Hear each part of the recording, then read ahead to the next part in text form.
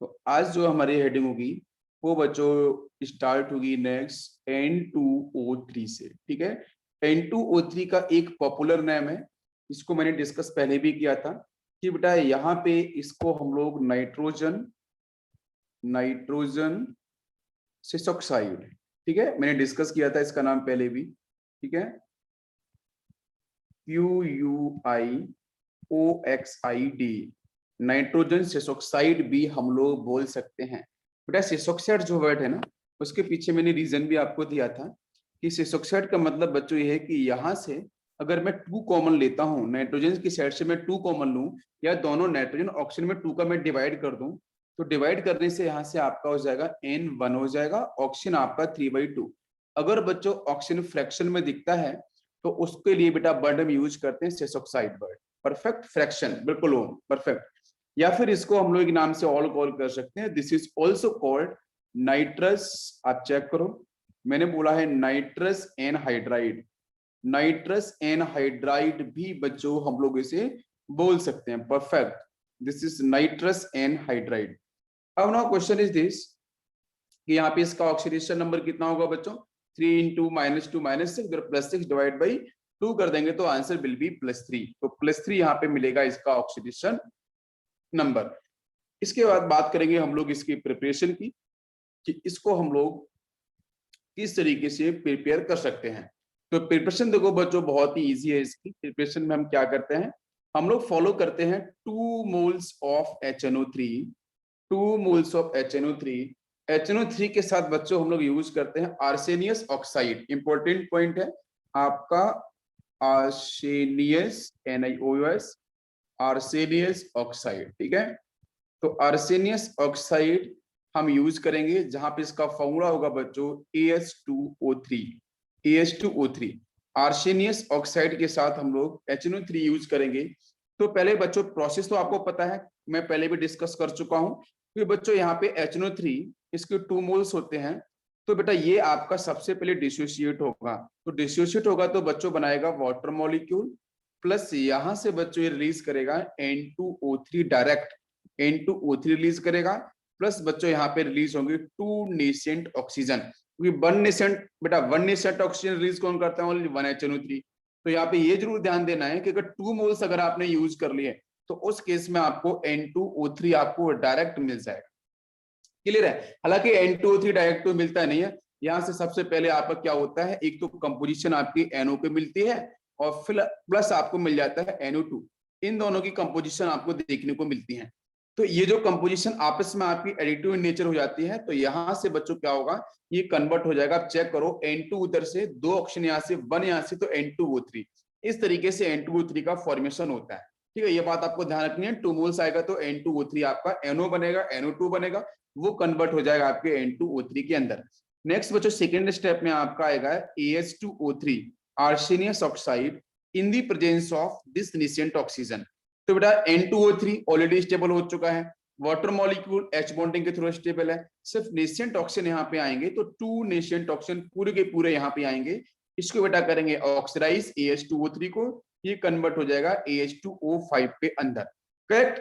इसके बाद क्या होगा, AS2O5 now further react with, अब बेटा ये कैसे रिएक्ट करेगा ध्यान दो। अब यहाँ पे जो वाटर मॉलिक्यूल दिख रहा था, तो अब बेटा ये बचे हुए वाटर मॉलिक्यूल से रिएक्शन करेगा और बनेगा यहाँ पे एक एसिड, और वो एसिड आपका बनेगा H3AsO4। इसको बैलेंस कर लेना, ये ट्वाइस हो जाएगा, यहाँ पे वाटर मॉलिक्यूल्स आपके 3 हो जाएंगे, बाकी आपका आई थिंक यहाँ पे पूरा का पूरा बैलेंस है। अब इसको आप सॉल्व कर सकते हो। तो सॉल्व, मैं डायरेक्ट रिएक्शन को लिख सकता था, मैं डायरेक्ट रिएक्शन को लिखता और मैं बोलता कि बेटा इसका ये आंसर बनेगा, इसको आप इस तरीके से ध्यान रख सकते हो, लेकिन उसमें थोड़ा सा एक नया लॉजिक मैंने दिया, एक नया पंसा दिया है कि रिएक्शन के मैकेनिज्म के थ्रू समझोगे तो ज्यादा चीजें आपको अच्छे से और इजीली आपको समझ में आ जाएंगी। क्लियर है, तो यहाँ पे ठीक है, क्लियर, परफेक्ट। तो अब देखते हैं यहाँ पे कौन कौन सा पार्ट कैंसिल होगा बच्चों, जो पार्ट कैंसिल उसे कैंसिल कर सकते हो। ठीक है, तो देखो इधर N2O3 वो कैंसिल नहीं होगा, नेसेंट ऑक्सीजन से नेसेंट ऑक्सीजन कैंसिल कर दो। ठीक है, 3 वाटर है तो एक वाटर मॉलिक्यूल यहाँ ये कैंसिल हो जाएगा, बाकी आपका कुछ कैंसिल हो रहा है यहाँ पे, ये बेटा O5 होगा, right, this is O5, please ध्यान दो, ये आपका O5 AS2O5। AH2O5 से ये वाला पार्ट कैंसिल हो जाएगा, तो यहाँ से सिर्फ आपका क्या क्या बचेगा, ऊपर से बचेगा 2 मोल ऑफ HNO3, ठीक है, और प्लस यहाँ से बचेगा आपका एक तो 2 मोल्स आपका ये हो जाएगा, सॉरी 1 मोल आपका यहाँ से ये बचेगा AS2O3, प्लस आपका 2 मोल यहाँ से बचेगा वाटर मॉलिक्यूल, और यहाँ बच्चों हम एरो करके लिख सकते हैं इस तरीके से, यहाँ पे इधर से आंसर मिल गया है N2O3 प्लस आपका हो चुका है H3ASO4, परफेक्ट, ये आपका यहाँ से आंसर बन जाएगा। तो ये एक सिंपल सी रिएक्शन है कि N2O3 को हम लोग किस तरीके से प्रिपेयर कर सकते हैं, ठीक है, ये बहुत ही सिंपल सी रिएक्शन आपको यहाँ पे देखने को मिल रही है। क्लियर है?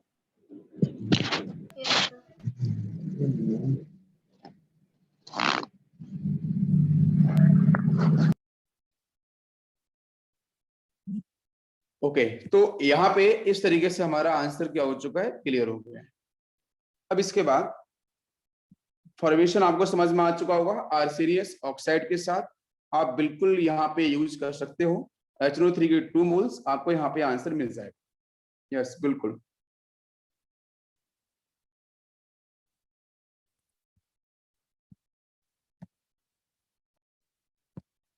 इसके बाद बच्चों हम लोग डिस्कस करने वाले हैं नेक्स्ट कॉन्सेप्ट की तरफ। यस, नेक्स्ट बच्चों हम लोग बात करेंगे इसकी प्रॉपर्टीज। नेक्स्ट पॉइंट है प्रॉपर्टीज। तो अगर बच्चों हम प्रॉपर्टीज की बात कर रहे हैं तो N2O आपका जो N2O3 है जो सिस ऑक्साइड है उसकी प्रॉपर्टीज क्या है। तो सबसे पहले देखो बच्चों, ये जो आपका N2O3 है, ठीक है, ये आपको बेटा मिलता है ब्लू कलर में, ठीक है, blue coloured liquid, blue colour liquid मिलेगा, लेकिन ये आपका जो टेम्परेचर है बच्चों वो है -30 degree Celsius, condense form, this is condense form actually, ठीक है।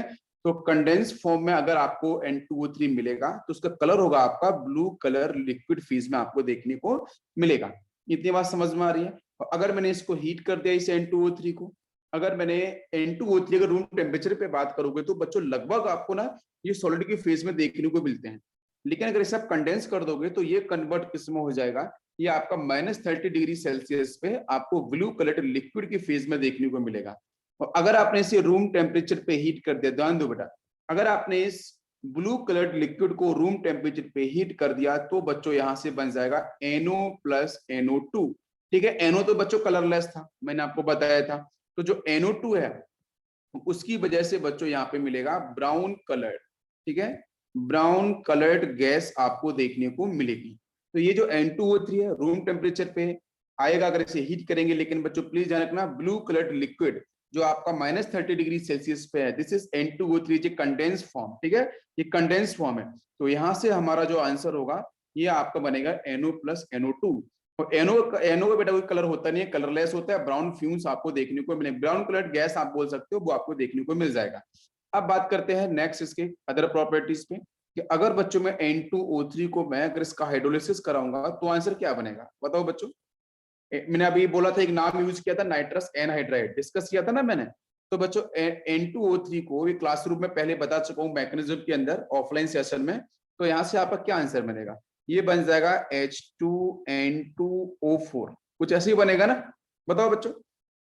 यहाँ से 2 आप कॉमन ले लो, तो 2 अगर आप कॉमन ले लोगे तो क्या बचेगा आपका, यहाँ से HNO2 बचेगा। इसलिए मैंने यहाँ पे N2O3 का नाम जो बोला था ना इनिशियली, मैंने बोला था नाइट्रस एनहाइड्राइड, क्योंकि किसी भी एसिड से अगर आप वाटर मॉलिक्यूल बाहर निकालते हो तो जो ऑक्साइड बचता है उसको हम बोलते हैं anhydride form of particular acid, वो एसिड का नाम है nitrous acid, this is us acid. तो ये जो N2O3 जो होगा ना उसको हम बोल सकते हैं this is anhydride form of nitrous acid. Perfect, यहाँ तक सभी को समझ में आ गया है, बताइए सर, क्लियर है? एक रिएक्शन और पूछता हूँ, जरा आप मुझे आंसर करना। यस बेटा, सभी के माइक अनम्यूट है, आप लोग आंसर कर सकते हो। N2O3 के सामने अगर मैंने NaOH को इंट्रोड्यूस किया है तो व्हाट इज द आंसर। ये भी क्लासरूम के अंदर मैकेनिज्म आप लोगों का हो चुका है, बताओ जरा क्या आंसर यहाँ पे बनेगा, जल्दी से बताओ क्या आंसर बनना चाहिए। रेज योर हैंड्स, कितने बच्चों को पता है? NaNO2। ओके, मैकेनिज्म आपको आता होगा, मैं मैकेनिज्म पे नहीं जा रहा हूँ, ठीक है, वो आपको परफेक्टली आता होगा तो उस पे मैं नहीं जाऊंगा, ठीक है। सबसे पहले बच्चों ये एक्वस मीडियम होगा, इसका एक्वस का मतलब होता है वाटर मॉलिक्यूल, ठीक है। तो वाटर की रिएक्शन पहले हो चुकी है, स्टेप आपको शायद याद होगी, N2O3 प्लस वाटर मैंने कराया था, तो ये स्टेप बनी थी HNO2। HNO2 आपका यहाँ पे एसिड होगा, NaOH आपका बेस, एसिड बेस रिएक्शन, तो Na पार्ट यहाँ से, NO2 पार्ट यहाँ से, तो सीधा सा आंसर दिख रहा है आपको NaNO2, बिल्कुल सही, ठीक है। तो ये सॉल्ट मिल जाएगा, बाकी आपको यहाँ से मिल जाएगा वाटर मॉलिक्यूल्स, आप उसे बैलेंस कर लेना, लगभग आपको 2 मोल्स यहाँ से देखने को मिल जाएंगे। क्लियर है? तो ये कुछ कॉमन प्रॉपर्टीज थी जो मैंने आपको बता दी। अब बच्चों हम लोग बात करेंगे इसकी स्ट्रक्चर की तरफ कि N2O3 का स्ट्रक्चर हमारा कैसे बनता है।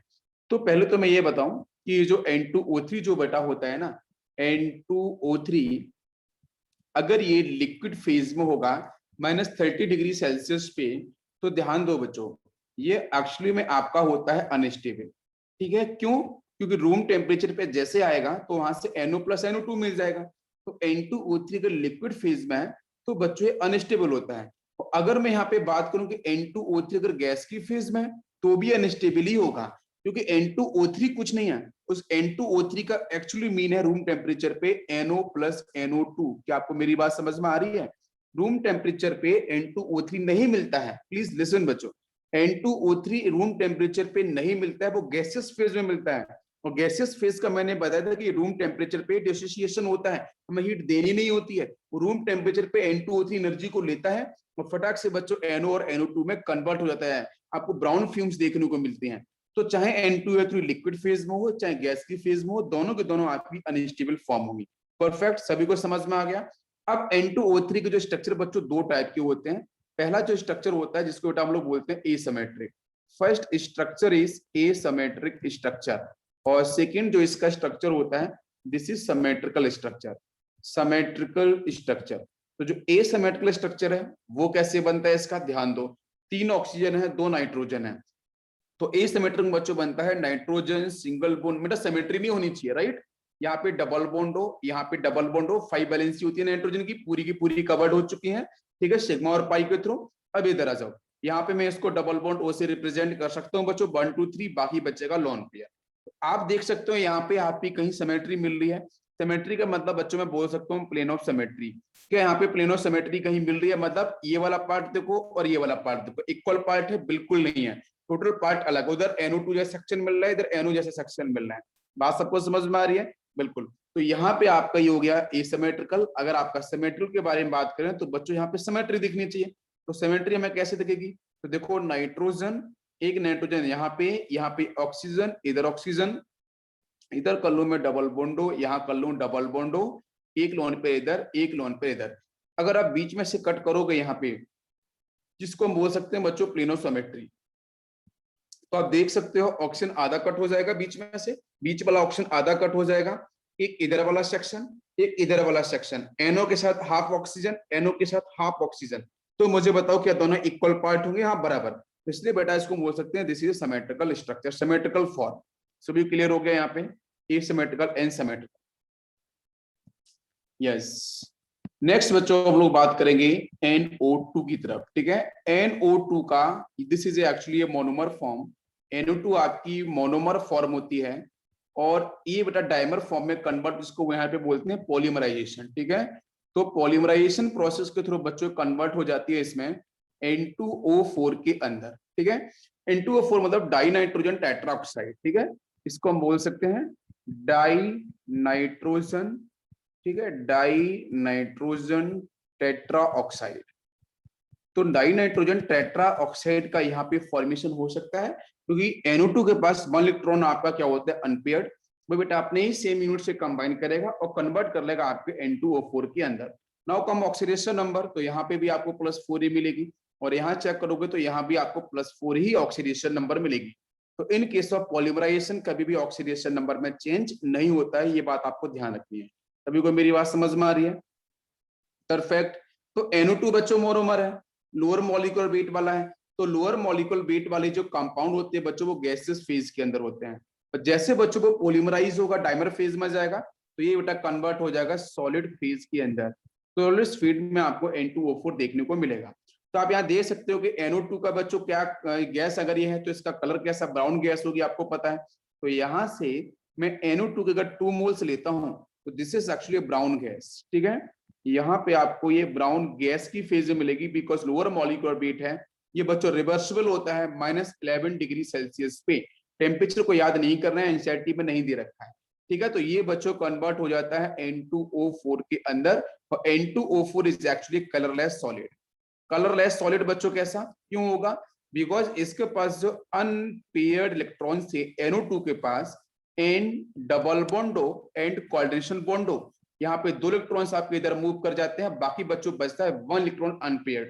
तो जो 1 इलेक्ट्रॉन अनपेयर्ड बचता है, इस 1 इलेक्ट्रॉन अनपेयर्ड की वजह से बच्चों यहाँ पे कलर होता है ब्राउन। ध्यान दो, इसका कलर होता है ब्राउन, मतलब जितने भी आपके अनपेयर्ड या इलेक्ट्रॉन्स को होल्ड करने वाले सेंट्रल एटम में प्रेजेंट अगर आपका अनपेयर्ड इलेक्ट्रॉन्स होता है किसी भी स्पीसीज के अंदर, तो बच्चों वहां पे कलर आपको देखने को मिलता है, ठीक है। वो कलरफुल कंपाउंड्स होते हैं। लेकिन जहां पे इलेक्ट्रॉन्स अनपेयर्ड नहीं होते हैं, ये बच्चों में बात कर रहा हूँ 99% केस के कंपाउंड की, ठीक है। कुछ 1% केस में थोड़ी कहानी अलग होती है। अब सुनना, जैसे KMnO4 K2 Cl2 कहानी अलग थी, अब यार यहाँ सुनना। तो NO2 के पास जो 1 इलेक्ट्रॉन प्रेजेंट था, तो 2 मोल्स बच्चों यहाँ पे मैंने लिए हैं, तो दोनों मोल्स बेटा कंबाइन हो जाएंगे इसी सिंगल इलेक्ट्रॉन्स के थ्रू। तो एक NO2 यहाँ पे आएगा इस तरीके से, नाइट्रोजन डबल बॉन्डो एंड कोऑर्डिनेशन बॉन्डो, तो ये इसके साथ कंबाइन हो जाएगा। तो यहाँ से बच्चों देखने को मिलेगा N2O4।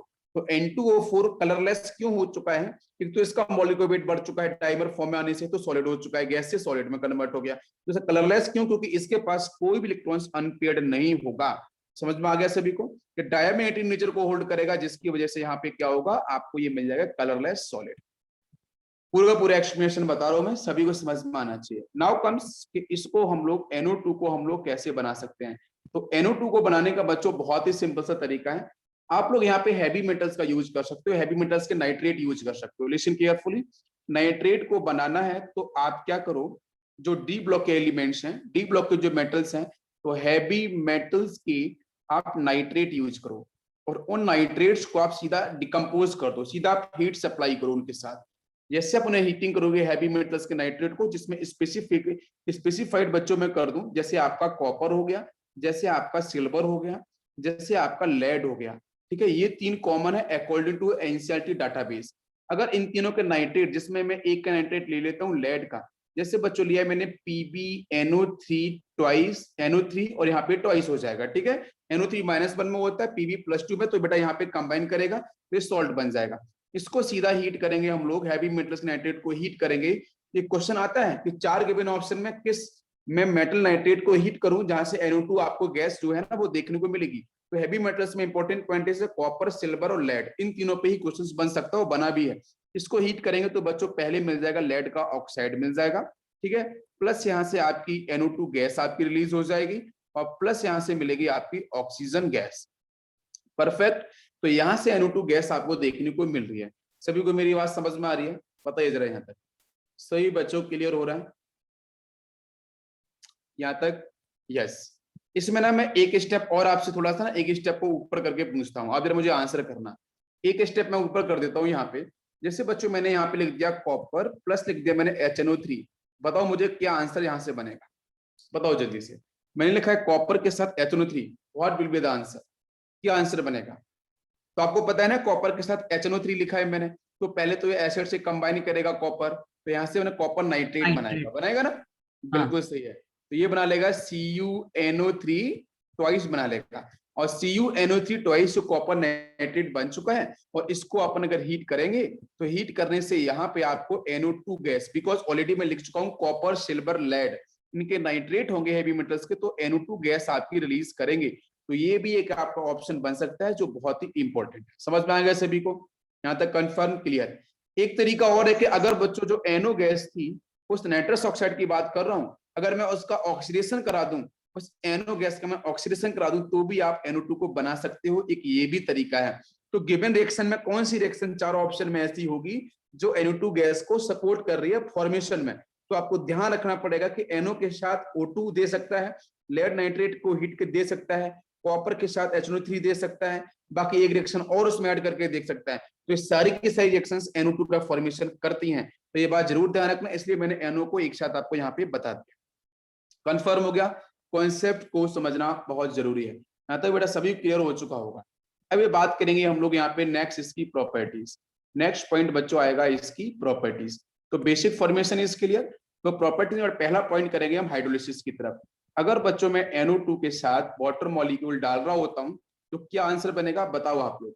थिंक करो और बताओ मुझे ध्यान से सभी लोग। चलो मैं ना थोड़ा फिक्स कर देता हूँ आपके लिए, पहले हिंट कर, चलो मैं करता हूँ। यहाँ पे मैं 2 मोल्स किया, यहाँ किया 3 मोल्स, यहाँ मैंने 3 मोल्स कर दिया। चलो देखता हूँ आप लोगों का दिमाग कहां तक चलेगा, क्या क्या आंसर आप बता सकते हो, बताओ। चलो नेक्स्ट मैंने किया यहाँ पे रिएक्शन में NO2 के साथ NaOH।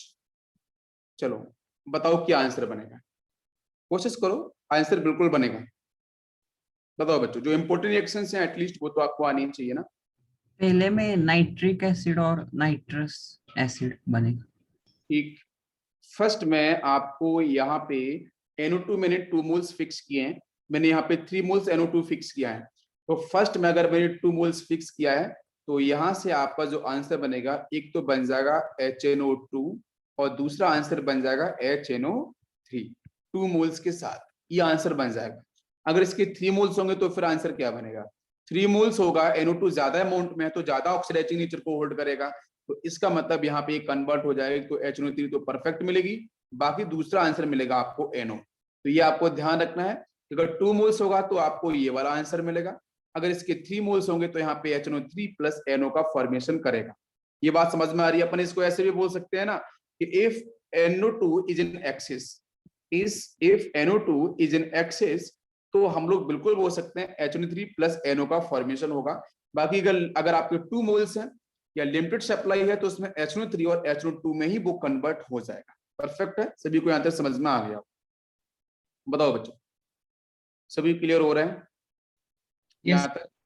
चलो थैंक यू। नेक्स्ट क्वेश्चन था NO2 के साथ मैंने NaOH को यूज किया है, व्हाट इज द आंसर।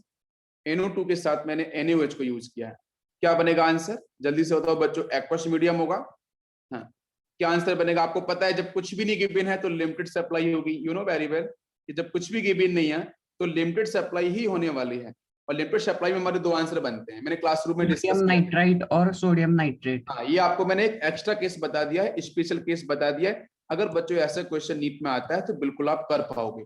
और जो भी बच्चे मतलब जो PCMB बैच के हैं उनके लिए भी मैं साथ साथ में पढ़ाता चल रहा हूँ, ठीक है। ऐसा नहीं कि मैं सारी चीजों को उधर से इधर कर रहा हूँ, मैं सब कुछ बता रहा हूँ एक साथ।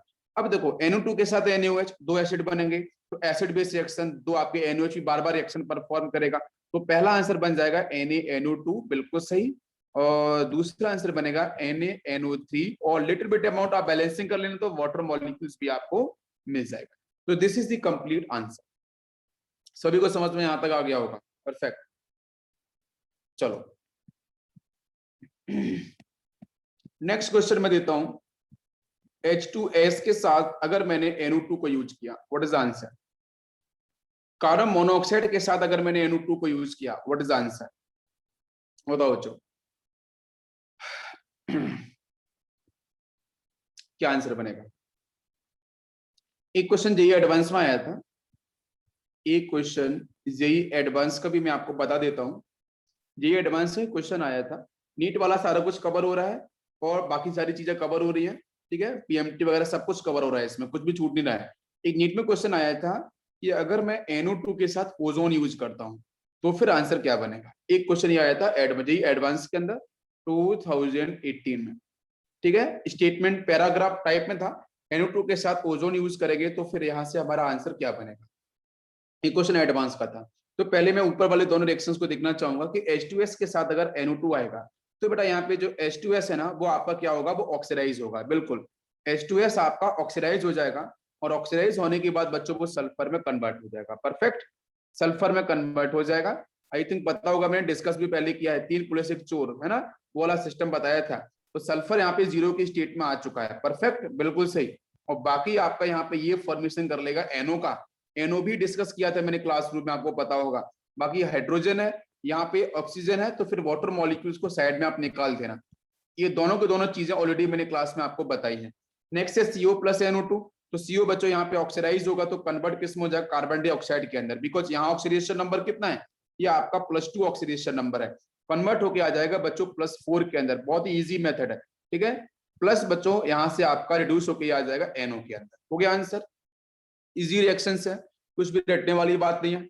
मैकेनिज्म को दिमाग में बिठा के रखो। और मैं चाहता हूं कि नीट के अंदर आपके जो 15 क्वेश्चंस आने वाले हैं, ठीक है, 15 क्वेश्चंस, 15 में से 15 क्वेश्चंस आप बिल्कुल इनऑर्गेनिक के टिक करके आओ, ठीक है। जितना मैं पढ़ा दूंगा, ये जितना मैं पढ़ा दूंगा सॉलिड पढ़ाऊंगा, सॉलिड एकदम से क्वेश्चन आएंगे उसमें से, और आप 15 करके आओगे सॉलिड एकदम।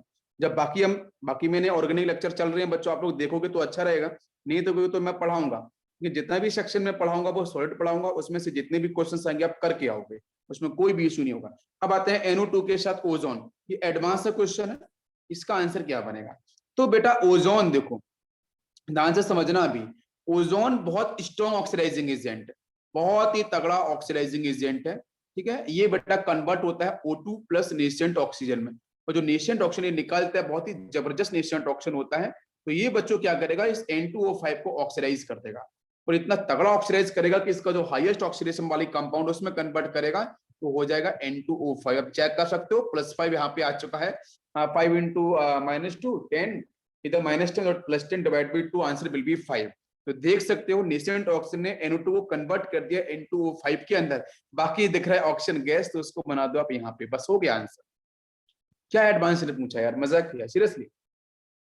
बताओ भाई, निरांत बताओ, ओम संदेश सभी लोग बताओ, एडवांस भी तो कितना, मतलब मैं सीरियसली बोल रहा हूँ, क्वेश्चन को देख के घबराना नहीं है, क्वेश्चन को मैं हूं आपके साथ, क्वेश्चन को देखो और देखते ही उसको देखो सॉल्व मैंने कैसे किया, बहुत ही इजी। ओजोन अच्छा ऑक्सीडाइजिंग एजेंट है, O2 प्लस नेसेंट ऑक्सीजन में कन्वर्ट होता है, ओजोनलिसिस प्रोसेस भी वहां पे डिस्कस किए जाते हैं। जब आपकी जो कौन सी लेयर है आपकी, उस लेयर का जो डिके हो रहा है, ठीक है, हाँ, तो जो डिके हो रहा है उस डिके के अंदर हम लोग ओजोन का ये जो प्रोसेस पूरा पढ़ते हैं, तो वहां पे नेसेंट ऑक्सीजन आपका रिलीज होता है, ठीक है। और वही नेसेंट ऑक्सीजन आपका NO2 कन्वर्ट करेगा हाईएस्ट ऑक्सीडेशन नंबर N2O5 के अंदर। बाकी बच्चों यहाँ से जो ऑक्सीजन गैस आपको देखने को मिलेगी वो आपका आंसर बन जाएगा। संदेश बोल रहे हैं केमिकल काइनेटिक्स का है ये, तो कॉन्सेप्ट बेस है सर, केमिकल काइनेटिक्स का है ये तो। हाँ हाँ हाँ, थोड़ा बहुत, हाँ बिल्कुल केमिकल काइनेटिक्स को मैच करेगा, ठीक है। तो ठीक है, कोई इशू नहीं है, बाकी मैं बहुत सारी चीजें जब पढ़ाऊंगा तो वहां पे भी रिवीजन होगा। मेरी बात को समझो, शायद आप एक चीज को नहीं समझ रहे हो, मैं उस चीज को मैं लेके चल रहा हूँ साथ। यस, तो यहाँ पे देखो ये क्वेश्चन आपका सॉल्व हो चुका है, बिल्कुल बहुत ही इजी क्वेश्चन था। मैं क्वेश्चन ज्यादा कराता हूँ, बाकी चीजें कम बताता हूँ, ठीक है। अब चलो, अब एक क्वेश्चन मैं आपको वो देता हूँ, अगर मुझे करके दिखा सकते हो कि जैसे अगर मैं क्वेश्चन दूं कि MnO4 के साथ H2SO4 का, ठीक है, तो बहुत ही परफेक्टली आपको पता है, मैं सीधा सिलेक्शन कर सकता कि सर NO2 के साथ KMnO4 का रिएक्शन कराओ, NO2 के साथ KMnO4 का रिएक्शन कराओ। आपको ट्रिक पता है, मैं कुछ भी नहीं बोलने वाला, मैं सीधा बोलूं कि KMnO4 के साथ, KMnO4 एसिडिक मीडियम के साथ होता है, मैं बोलूं कि इसके साथ NO2 की रिएक्शन परफॉर्म करानी है। कितने बच्चों को पता है पहले हो चुका है, रेज और हैंड्स, कितने बच्चों को पता है ये पहले भी reaction mechanism as it is में करा चुका हूं, NO2 कन्वर्टिंग इनटू NO3-1, कितने बच्चों को पता है, या मैंने वहां पे लिखा था क्लास के अंदर HNO3 भी मैंने लिखा हुआ था, अगर आपको पता है सीधा आंसर कर सकते हो, कोई सर्टिफिकेशन ही नहीं है। लेकिन पहली स्टेप क्या होगी कि MnO4 के साथ एसिडिफिकेशन, है ना, how many nascent oxygen will produce, आप सीधा करो बच्चों, 5 नेसेंट ऑक्सीजन, सभी को पता है, this 5 nascent oxygen directly combine with this NO2 in the presence of water molecule, तो सीधा आंसर बना दो यहाँ से HNO3। क्या सभी को समझ में आ गया, बिल्कुल इजी क्वेश्चन था, कुछ था ही नहीं। बाकी बैलेंसिंग कर लेना, आप लोग को आंसर मिल जाएगा, ठीक है। बैलेंसिंग तो आप लोग कर ही सकते हो, कोई इशू, कोई इसमें दिक्कत नहीं है, कोई इसमें प्रॉब्लम आपको नहीं होने वाली है, क्लियर है। Okay perfect, now we will come structure. चीजें देखो इतनी सारी मैं करा रहा हूँ, वो आपको आती हैं ऑलरेडी, बस उनका रिवीजन चल रहा है, एक तरीके से आपको रिवीजन लग रहा है, कुछ नया नहीं लग रहा होगा, बस रिवीजन की तरह लग रहा होगा जो बच्चे पढ़ रहे हैं लगातार। तो यहाँ पे जो स्ट्रक्चर की बच्चों बात करते हैं NO2 की, तो अपने केमिकल बॉन्डिंग के अंदर डिस्कस किया जाता है स्ट्रक्चर के बारे में। तो NO2 जो बच्चों होता है ना, वो बी शेप का होता है, इस तरीके से बी शेप स्ट्रक्चर होता है इसका। तो बी शेप स्ट्रक्चर क्यों होता है, what is the reason, please anyone can explain, इसका बी शेप का स्ट्रक्चर क्यों होता है, उल्टा बी आप लोग बना सकते हो, उल्टा बी, ठीक है। अब यहाँ पे जो बॉन्ड आपको कौन कौन से मिलते हैं, सेंट्रल एटम इज नाइट्रोजन, इधर ऑक्सीजन, तो इनमें जो बॉन्ड एंगल होता है, ये जो बॉन्ड एंगल होता है बच्चों, दिस इज दी 132 डिग्री, ये आपको बॉन्ड एंगल यहाँ पे देखने को मिलता है, परफेक्ट। और यहाँ पे जो NO बॉन्ड लेंथ है, ये जो NO बॉन्ड लेंथ है, ये वाली NO बॉन्ड लेंथ, ये बॉन्ड लेंथ बच्चों होती है आपकी अराउंड 119 पिकोमीटर, जो भी आप बोलो, ठीक है, दोनों ही बॉन्ड लेंथ। लेंथ को याद नहीं करना है, बॉन्ड एंगल को भी याद नहीं करना है, अप्रोक्स डाटा को ध्यान में आपको रखना होता है on the basis of chemical bonding different theories के बेस पे, चाहे वो आपकी रिपल्शन थ्योरी हो, चाहे वो आपकी balance electron pair repulsion theory हो, चाहे वो आपकी बैलेंस्ड बॉन्ड थ्योरी हो, उसी के रिस्पेक्ट में डाटा को याद रखते हैं, डाटा को मेमोराइज नहीं करते हैं, रट्टा नहीं मारते हैं, ये बात याद रखो, बॉन्ड एंगल को भी रट्टा नहीं मारना, उनके अप्रोक्स डाटा मैं बता दूं केमिकल बॉन्डिंग में आते हैं, शायद आप लोगों को पता है तो बहुत ही ब्रिलियंट हो, कोई इशू नहीं हो इसमें, ठीक है। क्वेश्चन हमारा ये है कि NO2 जो बेटा है वो NO2 करता है रेजोनेटिंग स्ट्रक्चर, आपको बहुत NO2 का जो स्ट्रक्चर है बेटा ये आपका करता है रेजोनेंस, ये करता है रेजोनेंस, और जब रेजोनेंस करता है तो रेजोनेंस आपको बताना पड़ेगा इस तरह यहाँ पे रेजोनेंस किस किस तरीके से होगा, तो देखते हैं हम लोग यहाँ पे। ये बेटा नाइट्रोजन है, आपको पता है यहाँ कोऑर्डिनेशन बॉन्ड O आ जाएगा, ये डबल बॉन्ड O आ जाएगा, यहाँ पे ये सिंगल इलेक्ट्रॉन। क्या मुझे कोई बता सकता है कि रेजोनेंस किस तरफ से किस तरफ होने वाला है? कोई मुझे बताएगा रेजोनेंस कहाँ से कहाँ? मैंने पहले स्ट्रक्चर आपको दे दिया है, नाइट्रोजन की वैलेंसी 5 होती है, 2 इलेक्ट्रॉन यहाँ से यहाँ पे आ चुके हैं, ठीक है, ऑक्सीजन की तरफ। अब क्वेश्चन है कि 1 इलेक्ट्रॉन यहाँ पे अनपेयर्ड है, तो रेजोनेंस यहाँ पे बच्चों होगा, तो रेजोनेंस किस तरीके से होगा बताओ मुझे? अरे सिंपल से तो प्रोसेस है, जो कोऑर्डिनेशन बॉन्ड है वो डबल बॉन्ड में चेंज हो जाएगा, जो डबल बॉन्ड है वो कोऑर्डिनेशन बॉन्ड में चेंज हो जाएगा, तो यहाँ पे आपका हो जाएगा नाइट्रोजन, ये आपका कोऑर्डिनेशन डबल बॉन्ड में ऑक्सीजन, ये कोऑर्डिनेशन बॉन्ड हो, ठीक है, ये हो गया इसका रेजोनेंस। तो रेजोनेंस प्रोसेस हो चुका है, जो अब इसमें क्या है, दोनों जगह देखने को मिल रहा है आपको ऑड इलेक्ट्रॉन। अब जो ऑड इलेक्ट्रॉन दिख रहा है तो दिस विल डिफाइन कि this is a paramagnetic nature, ये क्या एक्सप्लेन कर रहा है ऑड इलेक्ट्रॉन कि दिस इज पैरामैग्नेटिक, इसका मैग्नेटिक नेचर क्या होगा, पैरामैग्नेटिक इन नेचर होगा। क्या सभी को मेरी बात समझ में आ रही है? बताओ बच्चों। और इसी की वजह से यहाँ पे इसका कलर, अब इसका कलर भी तो डिफाइन होगा, तो इसलिए इसका कलर डिफाइन होता है, लेकिन ये डाइमराइज होता है तो इसका कलर हो जाता है डिसेप्ट डाइमर फॉर्म के अंदर, ठीक है। और डाइमर फॉर्म के अंदर इसका बैंड और बी शेप मैंने बता दिया, तो कोई बी शेप बन रहा है यहाँ पे। अब क्वेश्चन है कि इसमें डाइमर फॉर्म जब बनेगा N2O4 तो उसका स्ट्रक्चर कैसा होगा, N सिंगल बॉन्ड N, यहाँ कोलिशन बॉन्ड, ये इलेक्ट्रॉन इस बंद से आप ज्वाइन करा दो, इन दोनों को पेयर्ड कर दो, बस दोनों को पेयर्ड कर दो, बाकी एज सेम रखो, कोलिशन बॉन्ड हो, यहाँ पे कोलिशन बॉन्ड हो और यहाँ पे डबल बॉन्ड हो, बस बन गया आपका स्ट्रक्चर, जहां पे इसकी जो N बॉन्ड लेंथ है ये आती है 175 पाइकोमीटर, बॉन्ड लेंथ याद नहीं कर रही है, मैं एक तरीके से डाटा आपको बता रहा हूँ सिर्फ, और ये बॉन्ड एंगल आपका वही होता है 132 डिग्री दोनों साइड में, है ना। और this molecule is planar, this is a planar molecule, ठीक है बच्चों, this is a planar molecule. सभी को समझ में आ गया? यहाँ तक क्लियर हो गया है, स्ट्रक्चर समझ में आ गए। अब इसके बाद बात करेंगे हम लोग नेक्स्ट ऑक्साइड। नेक्स्ट ऑक्साइड है बच्चों आपका N2O5 डाई नाइट्रोजन पेंटा ऑक्साइड, जहां पे इसका ऑक्सीडेशन नंबर बच्चों होता है +5, डाई नाइट्रोजन पेंटा ऑक्साइड, क्लियर है। अब इसकी सबसे पहले बात करेंगे इसकी प्रिपरेशन की, तो इसकी जो प्रिपरेशन है बच्चों, अब मुझे सोच के बताओ N2O5 को अपन कैसे बना सकते हैं। तो N2O5 का भी सिंपल तरीका है HNO3, मैक्सिमम ऑक्साइड बच्चों नाइट्रोजन HNO3 से ही बनाए जाते हैं।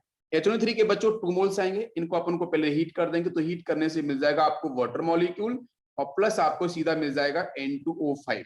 ये रिएक्शन पहले भी डिस्कस हुई है आपके ऑफलाइन सेशन के अंदर, ठीक है, तो यहाँ से मिल गया आपको सीधा के सीधा N2O5। नेक्स्ट अगर मैं बोलूं कि P2O5, ध्यान दो, P2O5 के साथ अगर मैं वाटर मॉलिक्यूल्स यूज करूं तो आंसर हमारा क्या बनेगा?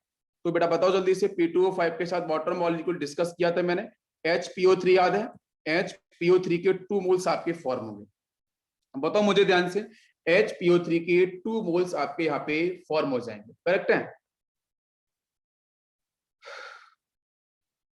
Yes sir.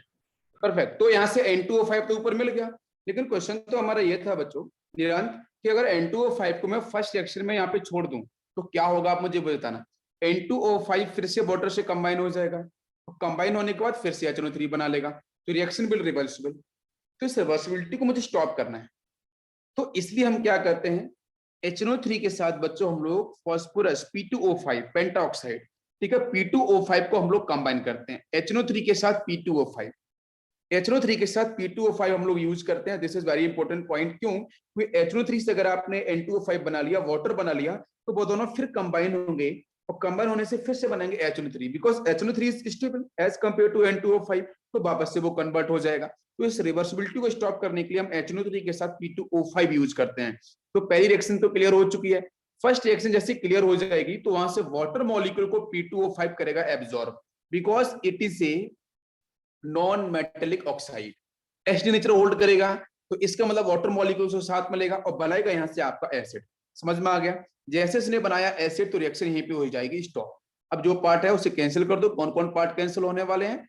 इस वाटर मॉलिक्यूल से ये वाटर मॉलिक्यूल कैंसिल कर देना और देखते हैं क्या क्या आंसर बनेगा। तो 2 मोल्स यहाँ से आपको ऊपर से दिख रहा है HNO3 प्लस बच्चों दिख रहा है P2O5 और रिवर्सिबिलिटी को रोकने के लिए मैंने P2O5 का यूज किया है। इंपॉर्टेंट पॉइंट है, एनसीईआरटी में लिखा है।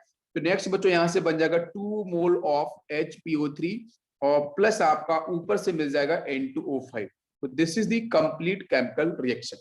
समझ में आ गया? इजी है बिल्कुल। Yes sir. Thank you. इसके बाद हम बात करेंगे इसकी प्रॉपर्टीज। नेक्स्ट पॉइंट है प्रॉपर्टीज। तो प्रॉपर्टीज की बच्चों बात करते हैं सबसे पहले कि N2O5 इसका मॉलिक्यूलर वेट बहुत ज्यादा है तो ये बेटा सॉलिड फेज में ही मिलेगा। This is crystalline solid. Crystalline solid के फेज में आपको ये देखने को मिलेगा। और इसको बच्चों अगर मैं मिल्ट करता हूं तो 30 डिग्री सेल्सियस चाहिए टेम्परेचर, ठीक है। रूम टेम्परेचर थोड़ा सा अधिक चाहिए आपको, ठीक है। जैसे से मिल्ट करेंगे तो ये बेटा कन्वर्ट हो जाएगा आपके किसके अंदर? बताओ जल्दी से आंसर बताओ मुझे, किस में कन्वर्ट होगा? N2O5। N2O5 कन्वर्ट किस में हो जाएगा? बताओ बच्चों। एक तो NO में कन्वर्ट होगा plus plus N2O3, NO and N2O3 दोनों में कन्वर्ट हो जाएगा एट 30 डिग्री सेल्सियस। लेकिन अगर इसी N2O5 को मैं 40 डिग्री सेल्सियस पे हीट करूं, थोड़ा टेम्परेचर बढ़ा दूं, तो उस केस में ये कन्वर्ट होता है बेटा आपका NO2 के अंदर और प्लस ऑक्सीजन गैस को रिलीज करता है, ठीक है। तो ये आपका NCERT में दे रखा है ये वाला, लेकिन ये NCERT में नहीं है तो मैंने वो भी आपको बता दिया कि अगर टेम्परेचर हम ऊपर बढ़ाएंगे तो वो आपका NO2 प्लस और ऑक्सीजन गैस में कन्वर्ट हो जाएगा। लेकिन अगर 30 डिग्री सेल्सियस रखेंगे तो NO एंड N2O3 में ही देखने को मिलता है। ये बात समझ में आ गई? ये आपकी प्रॉपर्टीज में फर्स्ट पॉइंट है हीटिंग को लेके। सेकेंड पॉइंट में बात करते हैं हाइड्रोलिसिस। अगर मैं N2O5 को पानी के साथ डाल रहा होता हूँ तो what is the answer? Hydrolysis कराने पे क्या आंसर मिलेगा? आपको पता है सर बहुत तगड़ा एसिड मिलने वाला है। क्यों? क्योंकि नाइट्रोजन का यहाँ पे ऑक्सीडेशन नंबर +5 है। तो जो +5 हाईएस्ट ऑक्सीडेशन नंबर वाला आपका नॉन मेटलिक ऑक्साइड है, in the presence of water molecule oxidation number change नहीं होने वाला है। तो बच्चों यहाँ से आपको इजी ट्रिक पता है ना, H2N2O6 याद है ना सभी को? 2 कॉमन ले लो यहाँ से, तो 2 जैसे बच्चों बाहर निकालेंगे तो यहाँ से मिल जाएगा HNO3। क्या सभी को समझ में आ गया? HNO3 यहीं से मिलता है N2O5 के डायरेक्ट हाइड्रोलिसिस से। तो N2O5 is anhydride of nitric acid. Clear? Next NaOH के साथ अगर मैं यूज करता हूं N2O5 तो बताओ मुझे आंसर, सीधा आंसर बताओ जल्दी से, क्या आंसर मिलने वाला है? पहला आंसर कौन सा बनेगा बच्चों? NaNO3 बन जाएगा बिकॉज HNO3 बनने वाला है और प्लस आपका ये वाटर मॉलिक्यूल्स है उसको रिलीज कर देना। This is the answer. कुछ रटने की बात नहीं है, सीधे सीधे आंसर से पहले भी हम लोग ऑलरेडी डिस्कस कर चुके हैं। यहाँ तक सभी को समझ में आ गया होगा? बताओ। नेक्स्ट बात करते हैं हम लोग स्ट्रक्चर कि यहाँ पे इसका स्ट्रक्चर क्या होगा N2O5 का। तो N2O5 का स्ट्रक्चर आप इसको ऐसे समझो कि उसको 2 पार्ट में ब्रेक कर लो। N2O5 को मैं इजी ट्रिक बता रहा हूँ कि N2O5 जो है ना वो एक्चुअली गैस की फेज में भी रहता है, लेकिन अगर ये गैसियस स्टेट में होगा तो मेरी बात समझो ध्यान से, अगर N2O5 अगर गैसियस फेज में होगा तो बच्चों ये मिलता है सिमेट्रिकल मॉलिक्यूल्स। सिमेट्रिकल मॉलिक्यूल्स के फेज में देखने को मिलेगा if N2O5 present in gaseous phase. और सिमेट्रिकल फेज का मतलब बेटा बीच में ऑक्सीजन। मैं इजी ट्रिक बता रहा हूँ, एक NO2 इधर लगा लो और एक NO2 को यहाँ लगा लो, NO2 बस। तो ये आपको दिख रहा है बीच में पूरा का पूरा, देखो N2O5 दिख रहा है, 2 नाइट्रोजन, 2 2 4 और 1 5।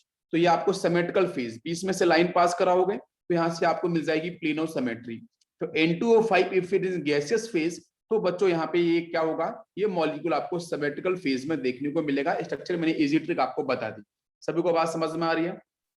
यहाँ तक क्लियर हो चुका है? सेंट्रल एटम ऑक्सीजन है, लोन पेयर यहाँ पे इस तरीके से आपके प्रेजेंट होंगे।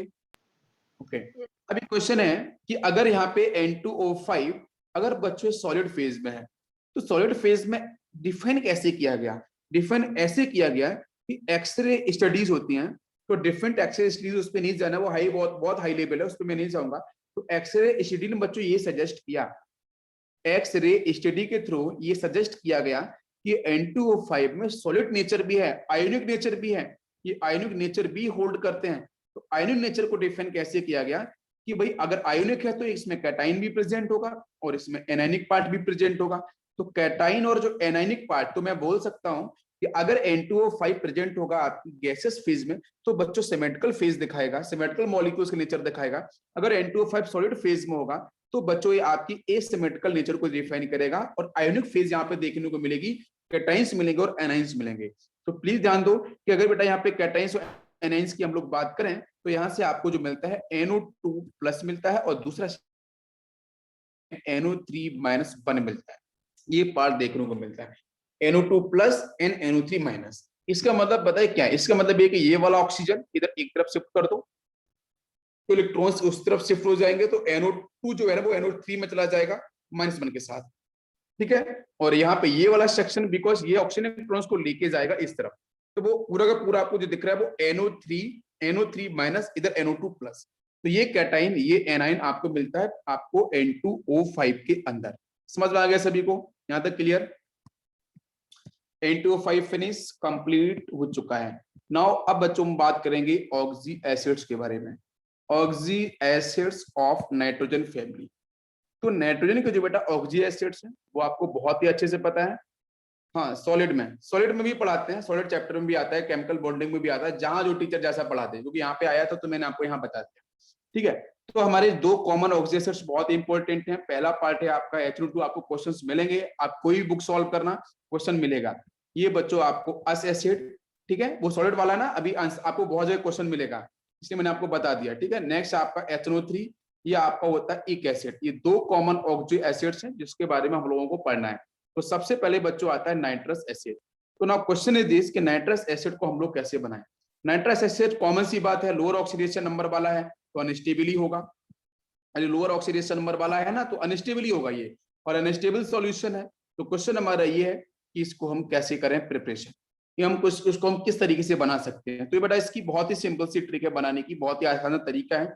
आप क्या करो, आपको NO2 चाहिए ना, तो NO2 के लिए ना हम बच्चों क्या करेंगे, NaNO2 लेके आएंगे लेबोरेटरी के अंदर, प्लस हम लेके आएंगे एक एसिड H2SO4, ये इसको कन्वर्ट करेगा Na to ion exchange reaction Na2SO4 के अंदर, और प्लस यहां से रिलीज करेगा क्या, 2 मोल्स ऑफ HNO2, ये रिलीज कर देगा ना, देख लो 2 मोल्स ऑफ HNO2 यहां से, ये इसके साथ कंबाइन, ये इसके साथ कंबाइन।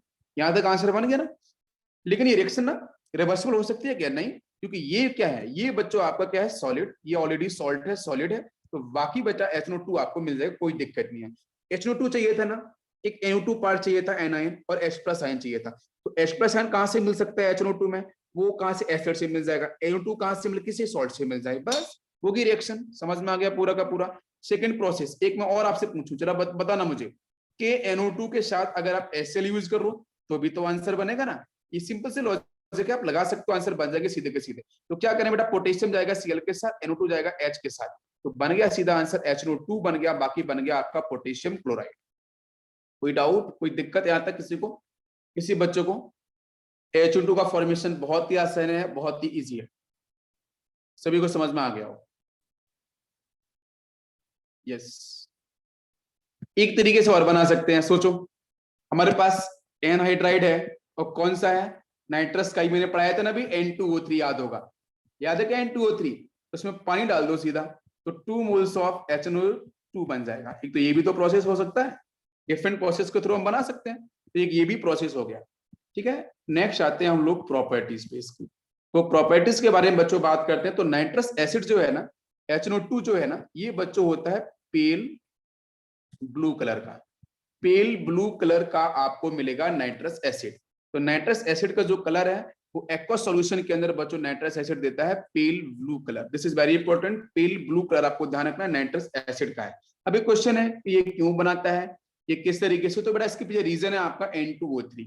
तो जो आपका डाई नाइट्रोजन ट्राईऑक्साइड है या नाइट्रोजन ट्राईऑक्साइड हम बोल सकते हैं, यही रिस्पॉन्सिबल होता है बच्चों कलर के लिए। कौन से कलर के लिए? पेल ब्लू कलर के लिए जो रिस्पॉन्सिबल है वो आपका N2O3 होता है। तो N2O3 को पानी में डालोगे तो इसका मतलब पता क्या होगा कि HNO2 को पानी में डाल दो, है ना, तो उसमें से क्या होगा, ऐसे हीट कर दो थोड़ा सा, तो वो नो डाउट N2O3 रिलीज करेगा। तो N2O3 का नेचर जो कलर है वो आपको देखने को मिल जाएगा। लेकिन क्वेश्चन हमारा ये है कि HNO2 में जो कलर आ रहा है पेल ब्लू, ये क्वेश्चन पूछा गया है, पेल ब्लू जो कलर आ रहा है उसके पीछे रीजन क्या है? तो रीजन बच्चों आपका है N2O3। तो N2O3 जो है ना वो इसके पीछे रीजन है, उसकी वजह से यहाँ पे कलर आता है पेल ब्लू। ये आपको ध्यान देना है। सभी को क्लियर समझ में आ गया? नेक्स्ट बच्चों हम बात करेंगे ऑटो ऑक्सीडेशन के बारे में। ऑटो ऑक्सीडेशन, तो ऑटो ऑक्सीडेशन का मीन क्या है? आपको पता है कि नाइट्रस एसिड अपने आप में स्टेबल है। जब ये स्टेबल है तो बच्चों के साथ कोल्ड सॉल्यूशन, अगर आपके HNO2 का अगर बच्चों होता है कोल्ड सॉल्यूशन, तो कोल्ड सॉल्यूशन में बच्चों ये करता है आपका ऑटो ऑक्सीडेशन प्रोसेस। तो नाउ कम की ऑटो ऑक्सीडेशन प्रोसेस है क्या? तो ऑटो ऑक्सीडेशन प्रोसेस को ना हम लोग समझते हैं यहाँ पे कि किस तरीके से वर्क करता है। तो देखो बेटा, सबसे पहले इंपॉर्टेंट है HNO2 कि बेटा इसके 2 मोल्स होते हैं, ये डिसोसिएट हो जाएगा बच्चों किसमें? NO हीट करने पे NO में कन्वर्ट होगा, प्लस बच्चों वाटर मॉलिक्यूल्स में, प्लस 1 नेसेंट ऑक्सीजन को रिलीज करता है। ठीक है, HNO2 की मैं बात कर रहा हूँ हीटिंग इफेक्ट में, तो ये कन्वर्ट होगा NO के अंदर, water molecules, nascent oxygen. Second step में क्या बनाएगा? HNO2 आएगा, फिर से it will combine with this oxygen. तो ये नेसेंट ऑक्सीजन से, देखो नेसेंट ऑक्सीजन को दे भी रहा है और ले भी रहा है। ठीक है, तो जैसे लेगा तो बेटा इसका ऑक्सीडेशन हो जाएगा, ये कन्वर्ट हो जाएगा HNO3 के अंदर। तो ये स्टेप फर्स्ट थी और ये वाली स्टेप आपकी सेकंड थी। अब इसको आप सॉल्व कर सकते हो, तो एक पार्ट कौन सा कैंसिल? नेसेंट ऑक्सीजन कैंसिल हो जाएगा, बाकी जो बचेगा उसको लिखेंगे नीचे। तो 2 मोल ऊपर है, 1 मोल नीचे है HNO2 का, तो बन जाएगा 3 मोल ऑफ HNO2। यहाँ से बच्चों बन चुका है क्या? जरा बैलेंसिंग कर लेते हैं, तो यहाँ पे 2 मोल थे, तो ये 2 मोल यहाँ पे NO हो जाएगा, बाकी ठीक है। तो 2 मोल NO आपको नीचे मिलेगा, बाकी नीचे से मिल जाएगा HNO3 और प्लस मिलेगा आपको यहाँ से वाटर मॉलिक्यूल। तो अब ध्यान से देखना आप लोग, यहाँ पे हो क्या रहा है। यहाँ पे इसका ऑक्सीडेशन नंबर कितना है बताओ मुझे? NO2 -1 लिखेंगे ना, तो कितना ऑक्सीडेशन नंबर आएगा इसका? X plus -4 is equal to -1 ना, तो X की वैल्यू कितनी आ जाएगी यार? +3 आ जाएगी। करेक्ट है ना? यस, बिल्कुल सही। यहाँ पे +3 की स्टेट में है, और जैसे NO की तरफ जा रहे हो तो कितना मिलेगा नाइट्रोजन का? आपको +2 मिलेगा। यहाँ पे कितना मिलेगा? +5 मिलेगा। अब आप चेक करके देखो बच्चों, सभी लोग रिएक्शन बहुत इंपॉर्टेंट है। +3 से +2 में आना रिडक्शन हो चुका है, +3 से +5 में आना ऑक्सीडेशन हो चुका है। तो this is also a part of disproportionation reaction. Auto redox reaction का भी पार्ट बन सकता है। तो रिएक्शन इंपॉर्टेंट है, पूछी जा सकती है, बहुत ही इंपॉर्टेंट है, एनसीईआरटी में डिफाइन भी है कि जो HNO2 है वो अपनी अनस्टेबिलिटी की वजह से बेटा क्या करता है? नेसेंट ऑक्सीजन छोड़ता है हीटिंग इफेक्ट में, और वो एक्सेप्ट भी करता है, जिसकी वजह से यहाँ पे इसको बोलते हैं ऑटो ऑक्सीडेशन प्रोसेस। समझ में आ गया सभी को? परफेक्ट है यहाँ तक? बताओ सभी क्लियर हो गया है? ओके। बाकी इसका जो ऑक्सीडाइजिंग नेचर है, तो ऑक्सीडाइजिंग नेचर पे बहुत सारे क्वेश्चन बन सकते हैं। ठीक है, ऑक्सीडाइजिंग नेचर के ऊपर, तो वो रिएक्शंस, ठीक है, रिएक्शंस इतने डिफिकल्ट है नहीं, आप लोग कर पाओगे वैसे।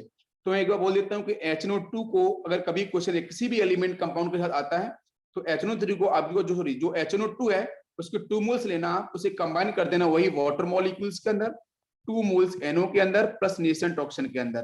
पहली स्टेप ये रखना, बाकी स्टेप जो भी रिएक्शन दे रखी हो, चाहे वो रिएक्शन आपकी पोटेशियम आयोडाइड के साथ हो, ध्यान दो, चाहे वो रिएक्शन आपकी SnCl2 के साथ हो, चाहे वो रिएक्शन आपकी SO2 के साथ हो, चाहे वो रिएक्शन आपकी H2S के साथ हो। बताओ क्या क्या आंसर मिलेगा? सीधा आंसर बताओ जल्दी से।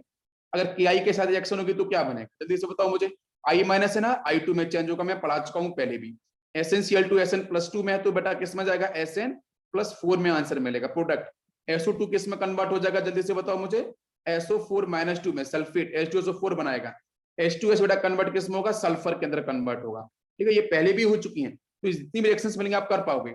इसके साथ और भी मिल सकता है, जैसे मैंने बोला है FeSO4, ये कन्वर्ट किस में होगा? जल्दी बताओ। Fe+2 है तो इधर +3 में कन्वर्ट हो जाएगा। बिल्कुल सही।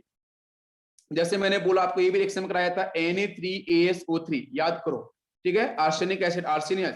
तो अब इसके साथ बेटा कन्वर्ट करेंगे तो ये कन्वर्ट किस में हो जाएगा? Na3ASO4 के अंदर। तो मैकेनिज्म ये सारी की सारी पहले KMnO4 के साथ हुई थी। तो KMnO4 इज ऑक्सीडाइजिंग एजेंट, तो ये भी ऑक्सीडाइजिंग एजेंट है, काम वही है, नेसेंट ऑक्सीजन का कॉम्बिनेशन। तो इस तरीके से सारे के सारे आंसर आप बना पाओगे, कोई दिक्कत इसमें नहीं, सभी को समझ में आ जाएगा। आप रिएक्शन मिलेंगे तो आप कर पाओगे बिल्कुल। अब इसका एक नेचर बेटा और है आपका, रिड्यूसिंग नेचर। तो रिड्यूसिंग नेचर के बारे में मैं आपको बता देता हूं थोड़ा सा, कि ये जो HNO2 है ना, ये अपने नेसेंट ऑक्सीजन को बेटा एब्जॉर्ब भी करता है, मैंने अभी बताया था। तो उससे बच्चों कन्वर्ट होता है ये HNO3 के अंदर। ठीक है, तो रिड्यूसिंग नेचर को भी ये क्या करता है? होल्ड करता है। तो समझ में आना चाहिए कि HNO2 का ऑक्सीडेशन नंबर क्या था बच्चों? जल्दी से बताओ मुझे। +3 था ना, तो +3 क्या है? इन बिटवीन है ना, +3 कैसा है, इन बिटवीन ऑक्सीडेशन नंबर है। तो इन बिटवीन वाला मैंने पढ़ाया था कि अगर रेडॉक्स रिएक्शन में आता है ये सेक्शन, एक कॉन्सेप्ट आता है कि कौन सा कंपाउंड ऑक्सीडाइजिंग की तरह बिहेव करेगा, कौन सा रिड्यूसिंग की तरह, कौन सा बोथ दोनों की तरह बिहेव करेगा। तो सीधा आंसर होता है कि जहां पे ऑक्सीडेशन नंबर इन बिटवीन आता है वो बोथ दोनों तरीके से आपका काम करता है, ऑक्सीडाइजिंग एजेंट की तरह भी वर्क करता है और रिड्यूसिंग एजेंट की तरह भी वर्क करता है। ये कॉन्सेप्ट है रेडॉक्स रिएक्शन का, ठीक है। तो यहाँ पे इसलिए इसका +3 ऑक्सीडेशन नंबर है, एक बार ऑक्सीडाइज होगा एक बार रिड्यूस होगा, दो बनेंगे प्रोडक्ट, वो आपको समझ में आता है, वो आपने अभी हमने डिस्कस भी किया था, वो बनाया भी, ठीक है। तो बाकी आप क्वेश्चन एक बार इसके देखना, आपका ये थे कि सॉल्व हो जाएंगे। कल बच्चों हम लोग बात करेंगे, बाकी इसका स्ट्रक्चर तो बच्चों आसान है, H2O का कैसे बनता है, H single bond nitrogen double bond हो कार्बोनेशन बॉन्ड हो, दिस इज HNO2, ठीक है। ये बनता है सिंपल से इसका स्ट्रक्चर। कल हम बात करेंगे बच्चों नाइट्रिक एसिड की तरफ, ओसवाल्ड प्रोसेस क्या है, कैसे काम करते हैं, बाकी इसी कुछ थोड़ी बहुत रिएक्शन डिस्कस करेंगे, फिर चलेंगे फास्फोरस। तो कल आपका फास्फोरस हो जाएगा स्टार्ट, ठीक है। अब कल ही मैं कोशिश करूंगा कल या नेक्स्ट लेक्चर में कि आपका ये पूरा का पूरा फिनिश हो जाए, फिर चलेंगे हम लोग नेक्स्ट फैमिली आएगी आपकी ऑक्सीजन फैमिली। लेकिन यहाँ से बनेंगे जितने क्वेश्चंस किसी बुक में मिलेंगे आप लोग बिल्कुल सॉल्व कर सकते हो, ठीक है।